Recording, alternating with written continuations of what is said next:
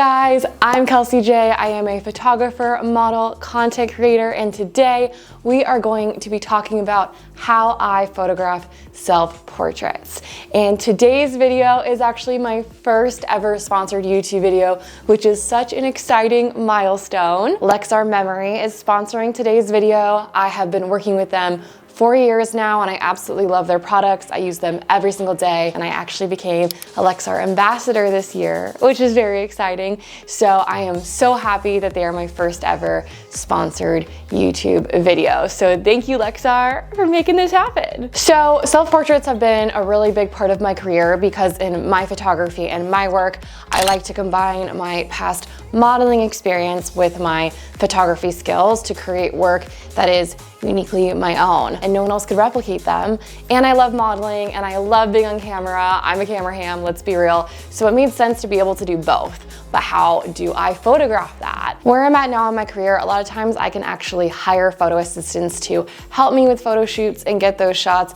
But before that, and when that still isn't possible, I take photos by myself using a tripod, and I love the independence that comes with taking self-portraits. You are fully in control of the entire creative process, and it's also just so fun to do, and to do it on your own feels really good and empowering. So today, I'm gonna bring you along behind the scenes on a photo shoot and show you exactly how I take self-portraits so that you can do it too. Originally, as I was planning this video, I wanted to shoot it in an epic location here in Washington to show you guys the beautiful view and how I incorporate self-portrait work when I'm traveling.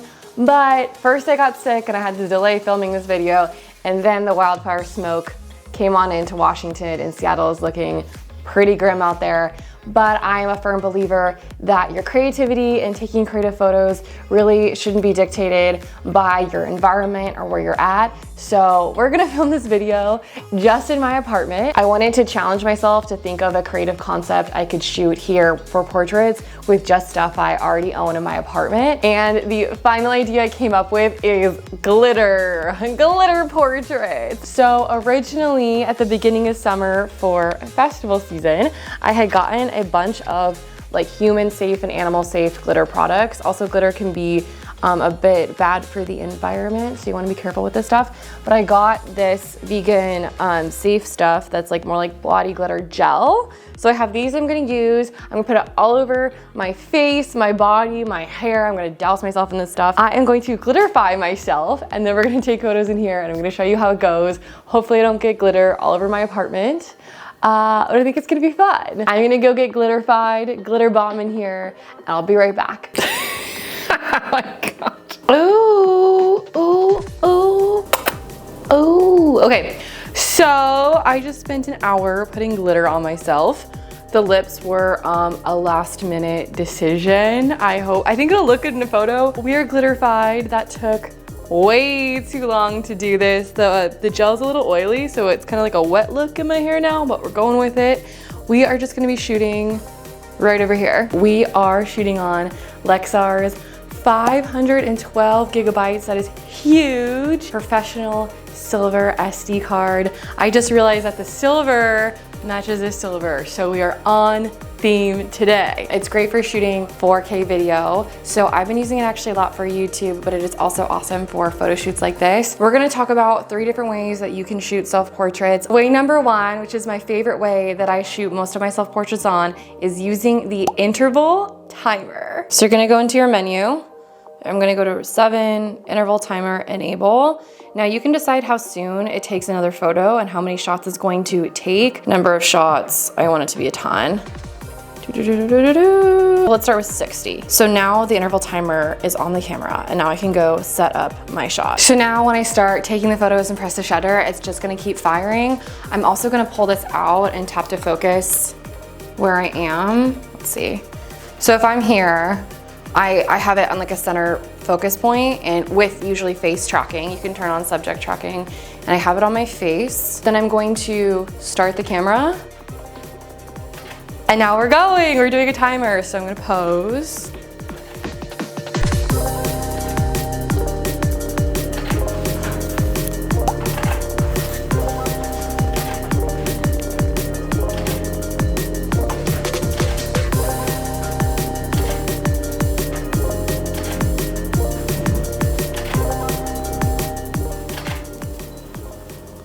So you guys get the idea, and then I can just stop the camera. I actually have to turn it off and on to stop the interval timer. I'm not sure why that is.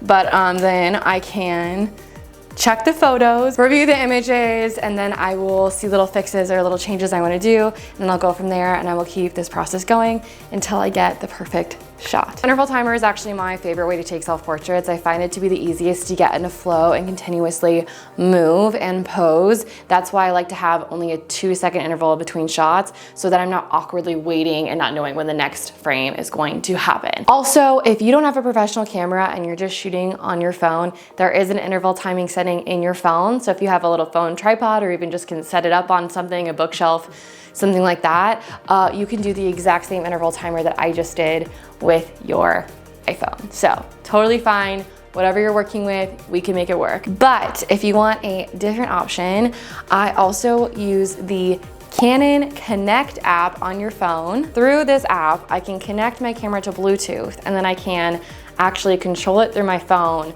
So if I'm up here like this, I can have it down here and I can just be triggering the shutter myself out of frame. So let me show you how it works. We're gonna go to Connect, Detect Camera, we're pairing the camera to the app, and we have a Bluetooth connection. The phone is seeing what the camera is seeing, so now I can control it from here, which is so cool.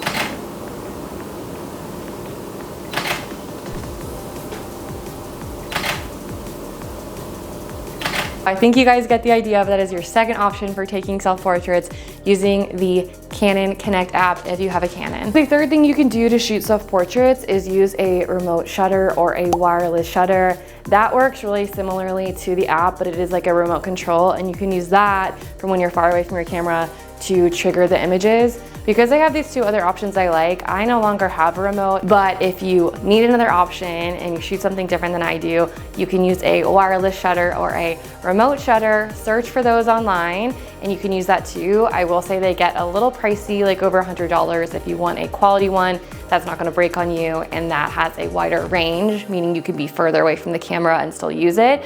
But those are out there and they are an option if that's what you need. All right, so I'm gonna keep shooting. I'm gonna make sure I get the perfect shot since I honestly never wanna have this much glitter on me again.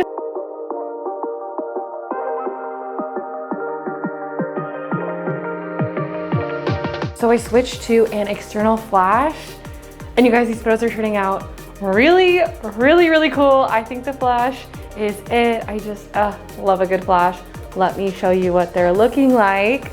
Oh my God, look at that. Oh my God, this looks like a beauty editorial. The glitter flashes in the flash and it like makes my skin, it fills out skin so well. This is looking crazy. Ooh, edgy. I'm gonna go get cleaned up and I will see you guys in a bit. I'm going to show you my process for downloading, storing, editing all of my photos from the shoot, and then I will show you guys the final shots. Let's go. And welcome to my office, which is about 2 feet over from where I was just taking those photos, but that's okay. I've gotten all cleaned up. I'm still finding glitter everywhere. We have the Lexar Silver Pro 512 card that we shot everything on. And then I have 2 other Lexar products that I'm going to be using. First off, we have Lexar's Professional Multi 3-in-1 card reader. Although my laptop does have a built-in SD card reader, I use this when I'm downloading a bunch of footage at once from different cards, because this can take a regular SD card, a micro SD card, and a CF card at the same time. So this is a really fast reader for transferring files, and I bring it on all of my trips. We are going to be downloading the files onto the Lexar NVMe portable SSD. This is a 1 terabyte. I love Lexar's SSDs. All of my files are stored on them and they are much faster to edit from than a regular hard drive.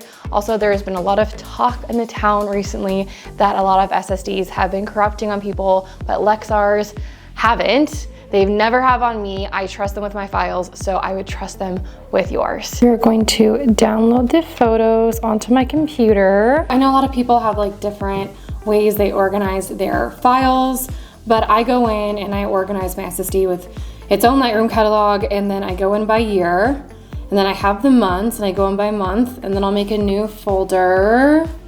We'll call this glitter bomb, and I will download the photos into there. So I imported all the photos from my SSD into Lightroom, and now I am going through and making selects. I got it down to 76 out of 581 photos, so it's still a lot. And then the flash I am obsessed with. I think these are so cool starting out, and the flash really makes the glitter stand out, which is amazing. So I did a quick edit on this photo, and I just wanted to show you guys quickly what I did. I don't mess too much other than dropping the exposure since these flash photos were blown out, and messing with the highlights and blacks a little bit. I kept the clarity up. I did a really quick tone curve here that you can see. Normally I would blow the highlights a little bit higher on this, but I didn't since it's a flash photo. So we dropped it down a little bit and did a slight amount of fade. I upped the saturation on my reds, slightly my oranges and blues, because I really wanted my eyes and my skin and my lips and the glitter to pop. And then finally, really all I did on this photo was I added some grain. I love adding grain for the vibes. If you see my photos, you probably already know that. And then with the camera calibration, I love to drop down my blue hues. I really appreciate those orange and teal tones, and I get those further if I drop this slider to the left. Did a little bit of retouching on this photo. You'll see here that I really only fixed my hairline and a little bit of the shadows on my face.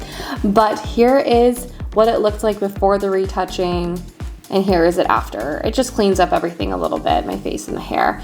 So the original photo looked like this. Of course, it was a little blown out from the flash, and we ended up with this as our final. So that was a very brief look at my editing process. I'm sure I'll go more into detail in editing in a different video, but for now, here is a look at the final images from this shoot. All right, that is a wrap on this video. I hope this helped you learn how to shoot self-portraits by seeing my workflow and how I shoot them. And if you have any questions, feel free to pop them below in the comments and I will be happy to answer. Thank you so much again to Lexar Memory for sponsoring this video, my first ever YouTube sponsor. That is insane. I will be linking the products I talked about in this video in the description below. Of course, go check them out. You will not be disappointed. Thank you guys so much for watching, and I will catch you next time.